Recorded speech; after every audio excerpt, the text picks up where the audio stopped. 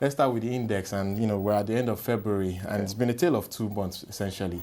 In January, we saw the market up about 8%. This month, it's down almost 3%, and obviously everyone is looking towards earning seasons in March. What are your thoughts on what we've seen over the first 2 months? Well, it's just a normal trend that you see.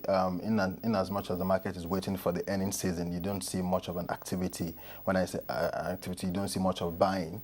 So possibly you tend to see more of selling now that people are waiting, and only people that are actually looking to do long term, they're looking for value, are the one that will be positioning now, but it's not something unexpected. For February, the market lost like 203 basis points, which I think, but it's something to know that the market didn't actually go beyond the 26,000 region, which shows some stability. So overall, we still feel that the market is doing well, and for the next month, we believe that the earnings that we're anticipating will come, most especially the banks, is going to probably trigger some activities in the market. But ordinarily, we anticipated that we should have seen some earnings, at least from the top-tier banks like Zenith, that usually come to the market very quickly. Yeah, this is audited, and the average period of doing an audited for banks take between like 8 to 10 weeks.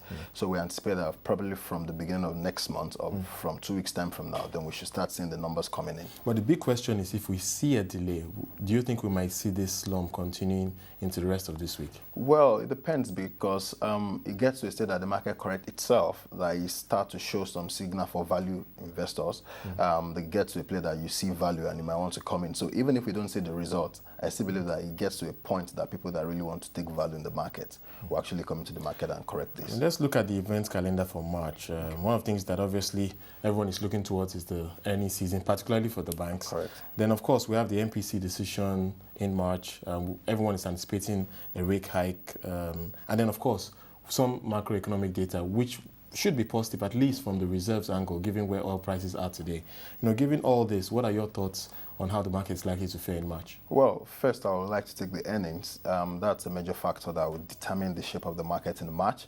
Going by that, people have a drought. When I say drought, for the month of January, February, we've not really seen much of earnings coming from. And since the banks now, they have like year-end for December, the insurance, most of the manufacturing. So March should actually be a wash of, we should be a month that will be a wash with earnings release. And that should, if all things being equal, if the earnings are good, then that should translate to, more activities in the market, as it's going to spur up more activities for the traders and the value investors.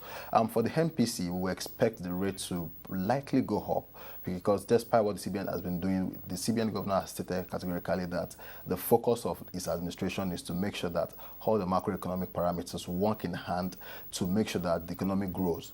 Now, he's focusing on the inflation rate, and going by the figure we got from the NBS, the National Bureau of Statistics, for January figures, we found out that the inflation actually inched up in January. So we expect him to probably hike the rate, maybe by 25 basis points or 50, to take the MPR to 7%, and to be able to mitigate, because we expect that the election spend will actually be coming in, the new salary structure for civil service, and some other things that will be coming in the year. So it will be nice for him to probably take an action before those things actually come into the economy. Elections is probably something we should even be factoring into March, because the elections actually hold in the first 2 weeks of April. And so the build-up is really in this month. What bearing do you think that's going to have on the market? Of course, that's one of the major risks on this market. By the time you look at the political risk, because people want to be very, very clear as to the policies of, you want to know what's going to happen with the new government coming in. And for now, none of the political parties have actually come out to tell us their manifesto as regards the economy. We've not listened to the debates. We've not seen much of manifesto. So we will say we'll wait till March. By the time we start to see the programs that they have as regards the economy, then we will know that we'll be able to come out with a scenario case, say, if Party A should win this election, this is what we see happening to the economy. If Party B should win. But for now, none of them has actually come out. But March will also be a determining month for us to know which party has which program for the economy. Let's come back to the earnings debates. Okay. The banks usually are segmented into the top tier and tier 2 banks. Correct. And generally, from the analysts we have polled, we should be looking at those numbers tomorrow.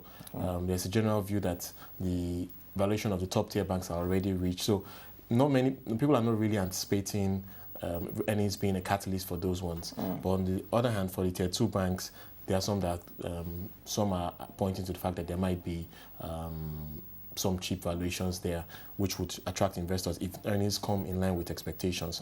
What are your thoughts on this?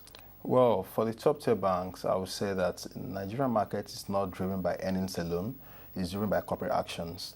I mean, no matter how richly priced a bank stock is, if they come out with a bumper corporate actions as regard the dividend and like dividend or bonus issue, you find out that the market will definitely react to that. And also, I think we'll be in for some surprises on the bottom line side, going by what AMCON has done, where you find out that some of these banks are actually going to have some write-backs, which is going to make the bottom line swell, even in as much as they're not growing loan as they're supposed to go, if we don't see that growth that we expected on the top line. But because of this write-back that we anticipated, or we're anticipating, then we expect that that will translate to something huge on the bottom line side. And from that earnings or prices, that will also impact valuations, which will now make it to look very attractive at the current prices for which they are selling.